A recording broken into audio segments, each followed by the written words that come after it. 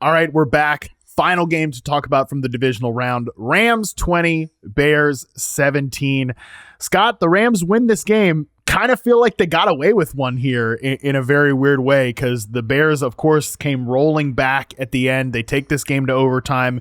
And I would posit it to you this way, Scott. I do not think that this was Sean McVay's best game.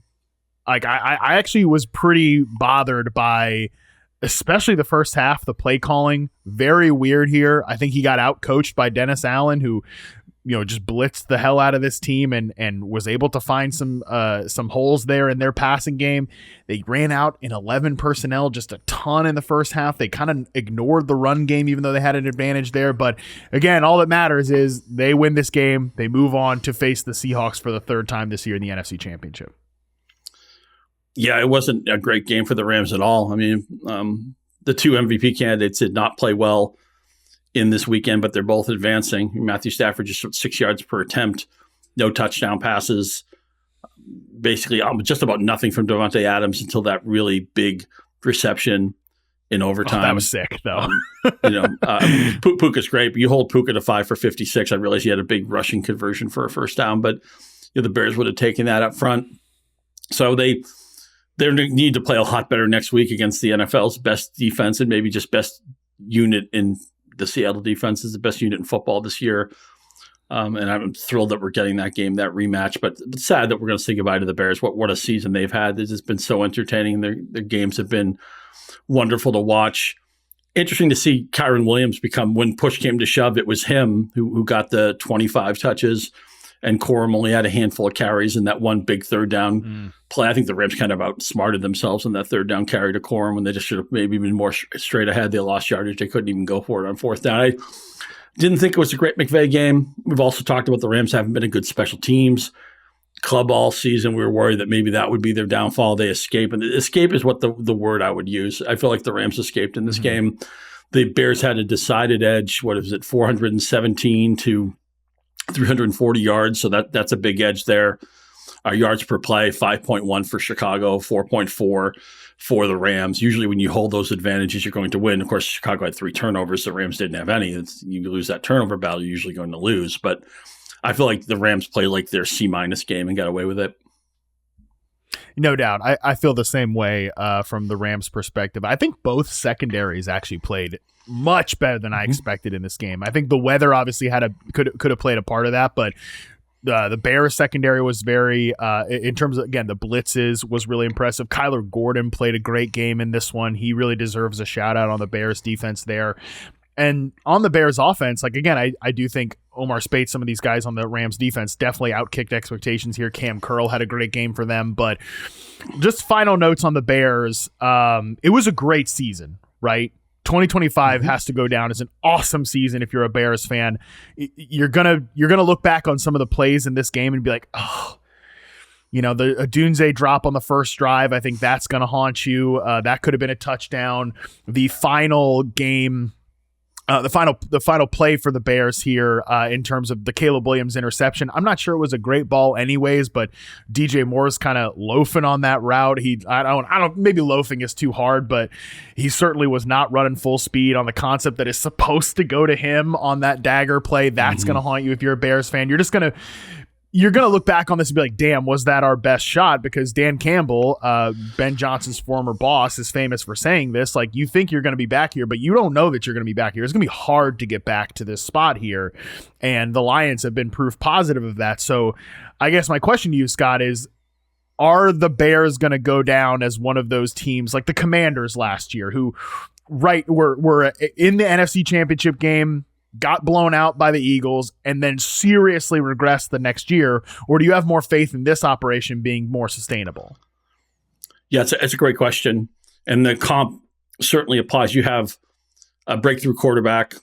You have a team that wins a bunch of close games. They pull games out of nowhere. 7 or 8 times they won games where they were trailing at the 2-minute warning. I mean, it's just a ridiculous stat. That stuff doesn't repeat year over year, and the Bears outkicked their Pythagorean, their point differential, by 2 wins. That stuff tends to regress. They were only 16th in DVOA.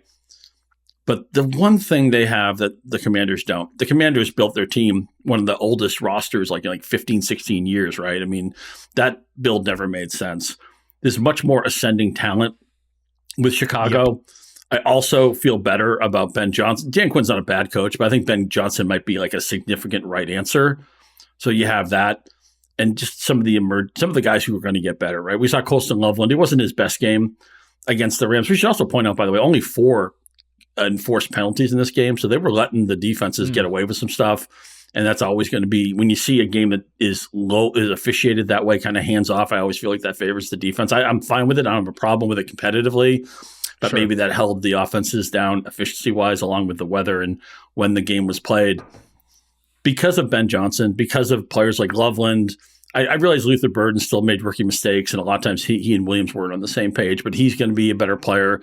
Caleb cleaned up his sack problem from his rookie year, and even though he would make frustrating throws at times, I mean, I'm never going to forget that throw he made to Cole Kmet to tie this game, and he's just done that all year. I mean, Green Bay is going to see Caleb Williams in their sleep all off season, just some of the 4 or 5 throws that he made against them to bail out games. So I think the Bears are going to be fun next year, competitive next year. The only problem is that Green Bay pretty much makes the playoffs every year. Detroit still has a ton of talent on their roster.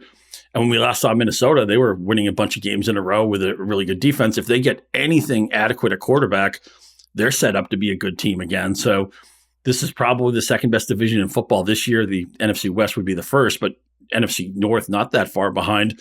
And next year, I don't see anybody having bottom out risk. Everybody's at least is going to be 7-10, 8-9, 9-8 competitive. I think every team will have a story they can tell about potentially winning the division. So Chicago could maybe play as well efficiency-wise as they did this year and still wind up as like an 8-9 team next year just because you're in the wrong division. But bottom line, we weren't really sure what Caleb Williams would be after year one. He looks like a right answer. Ben Johnson's a right answer. We're all going to be elbowing each other out of the way for Colston Loveland next year. And you would think they can improve a defense that, for the most part, did not play well in 2025. The arrow points up, but they're just in a division where it's going to be hard to maybe separate from other good teams. I think that's really well said, and I agree with you overall that the difference between this Commanders team last year and the Bears team this year is the youth and the hopeful ascending talent here, because that's just not something that the Commanders bet on. In addition to the fact that Ben Johnson is the play-calling offensive, head coach, that is a huge difference maker between the Commanders. And I just think straight up, like, Ben Johnson's a way better offensive coach than Cliff Kingsbury is, even though Kingsbury had some moments for Washington as the offensive coordinator. There's more stability here for the Bears because of that and because of the youth. Like, I think the hope, if you're the Bears, is that you are an 11 or a 10 win team next year, but you're better, you're more consistent, because any of these teams that have the late game heroics, the fourth quarter, all of that, you're going to be rife for regression. But you're hoping that Caleb Williams, who's clearly good and talented, but is not a complete picture yet. He's a volatile player. Anybody, look at his just playoff stats overall. And some of the highlight moments, I joked about this, they make you want to make the joke like, oh, but his completion percentage. But some of those things still have to get better. They can get better. It's not a lot, but they can get better in year 2 of the system. Colston Loveland can be better. Roma Dunze can be healthier and better. Luther Burden, who, it's funny, I was joking with Ian Hartitz this morning. Nobody's going to mention the fact when there's 150 yards per route run tweets about Luther Burden, nobody's going to bring up his 1.05 yards per route run from the postseason.